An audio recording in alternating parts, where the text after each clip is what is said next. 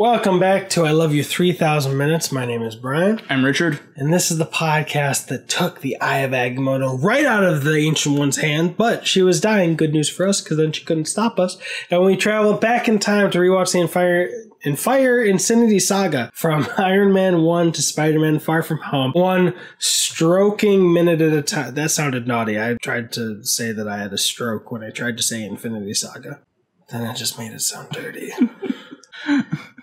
At a time. This is minute 68 of Iron Man 1. And Richard, what happened? So, the render for the gold suit comes in. At this point, there's no red in it because, so far him and Jarvis, they've only had the intention to use the color gold from the Seraphim satellite. Yeah, the gold titanium alloy. Yes. Yeah. And so he says it looks a little ostentatious, don't you think? And what was I thinking? You're usually so discreet. Yeah. That's what Jarvis said in response to Tony saying that. Yeah. And Tony looks over at one of his cars, the hot rod that I think he was working on in one of the first 10 minutes. Yep. And so he says throw a little hot rod red in there. The hot rod red, I thought it was brighter on the car, and then when it's put on the suit, it's darker. Looks pretty bright, but I don't remember how the suit looks. So, right, the rendering, just could look darker to our eye. Go back to the hot rod real quick. On that hot rod, that's pretty close. That's a pretty close red to what's put on the suit. It's just a little bit more vibrant, but it's close. And so normally when I think of hot rod red, I think of a more vibrant red. Like burgundy is like a little bit like what's put on the suit is a little bit more burgundy, and what's on the car is I don't know. Yeah, and interestingly, the file folder says Mark 3 Volume 1, but then already, like, this computer saves everything, every little change, because then it adds the red, now it's Volume 2. Mm-hmm. What is this, Guardians of the Galaxy? Well, Volume 2? Can I see that? Where does it say VOL? It says VO. VO2. Okay, maybe. Version 2? Maybe? Is it version 02? It could be version 02. That's what I was thinking, yeah. Is version. I'm sorry, I was thinking of Guardians of the Galaxy, maybe. So, the metal suit was Mark 1. His silver suit that we've already seen him fly in, I guess that's Mark 2. And then this is Mark 2 version 2. Okay. No, this is Mark 3. Right, okay, so then... Version 1 with... Well, it's not version, right? VO. Oh, yeah, V01. And then now with the red, it's version 2. It's Mark 3 because they add the ice resistance. It's for the ice resistance. Yeah. Okay. Yeah. So I guess Mark 2 was kind of short-lived. Next time, baby. I don't recall everything that happens in this series, so I don't know what he means by that. So I'll be pleasantly surprised. You'll all go to Sniper Agent 009 with Sniper having no vowels on Instagram and tell Richard way before I can show him, because you're a tricky little minx. I don't know. And so it puts the new paint on there with the hot rod red, and he's like, that looks awesome. I don't remember if he even acknowledges how the new suit looks or how the rendering looks, but he says, I like it. Fabricate. Okay. He gives validation. Yeah, and that's going to be the suit we come to know pretty soon. Mm-hmm. He goes after seeing that Entertainment Tonight thing from the last minute. No one expects an appearance tonight. Right.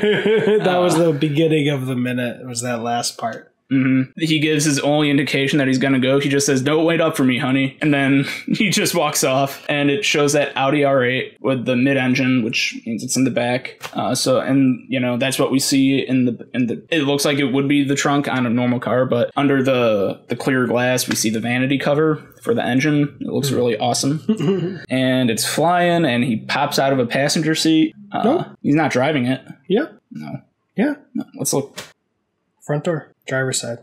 I don't know what I was smoking when we saw the minute then. I know you were smoking because I saw what you smoked right before we started filming. Absolutely nothing! Richard's a good boy to your employer. Mm-hmm. I know your employer watches. Yeah, right. Well, if you don't believe that, say some shit about your employer. Just kidding. So... the RA pulls up to the benefit. Yeah. Okay. He exits the car from the driver's side.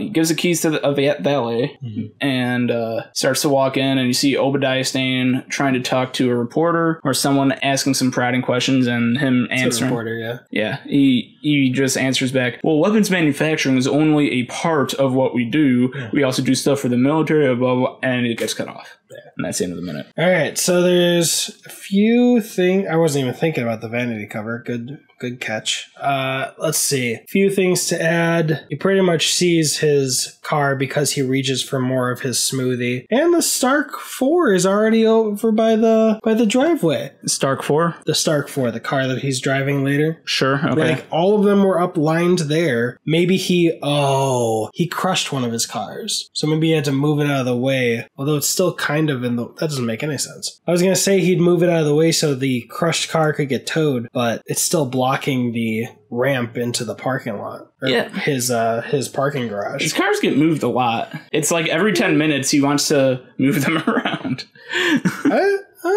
I mean, the motorcycles were moved before, but pretty much besides that, I don't remember any shuffling around. This is much more shuffled, though. Because instead of it lining up, and instead of that car that he was doing the work on being off to the left at the 12-second mark, it's all that car, the hot rod red car is in the middle, there's a motorcycle in the middle, kind of, and then the Stark 4 that he drives later is, like, ready to drive out to there. See, I've been under the impression, that, like, while he was testing and everything, you remember how when he was doing the 2.5% test with the foot lifts, and he's flying over it, that it was right in that area that we're watching by the garage door. No, it was all against the wall. Right, exact, yeah. And then it was still against the wall when he crashed through the roof. And now everything's moved around. Yeah, okay. Yeah, so yeah, he hasn't been moving his cars around. They're by the windows.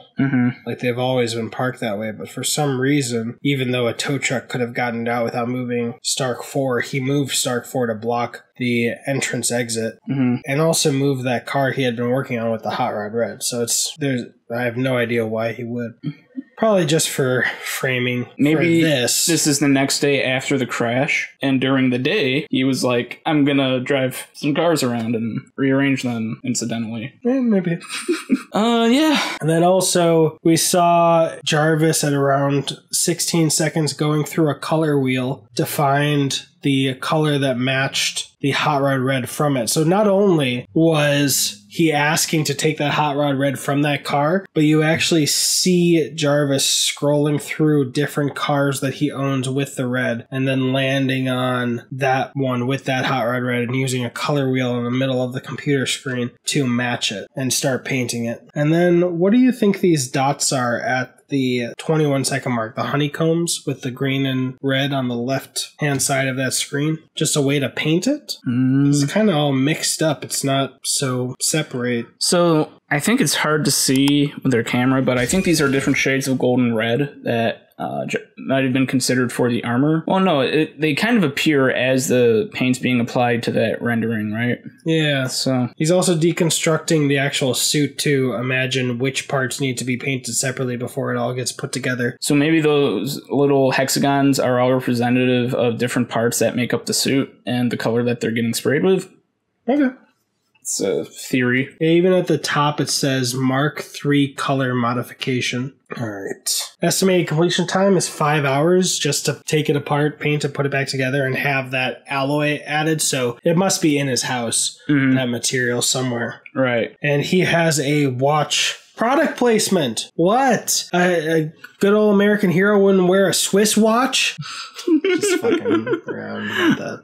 Dumbass. I've never even heard of this brand. Yeah, it looks like if that V was a U, it would be Bulgari. Yeah. Maybe. I mean, I want to give them the excuse that they can't do rounded edges, but they make a G look perfectly fine, so it is a BV. No, there's some cultures. Like in Latin, I know instead of a U, there's a V. Gotcha. Okay. That sounds like a U. I might be pulling that out of my ass. If you can let us know which cultures use a V in place of a U, that would be nice. But it also is an automatic watch. It's a 12. It has Monday, Tuesday, Wednesday. So this is a Thursday. Oh, yeah. I was looking at this one, trying to see where the hour hand is pointing. It's Thursday. And then I really want to scrub through this because I want to see. He's going so fast. I want to see if these cars are even moving. I don't think these other cars are moving. They're not. None of these other cars are moving. I knew it. I knew when we watched that.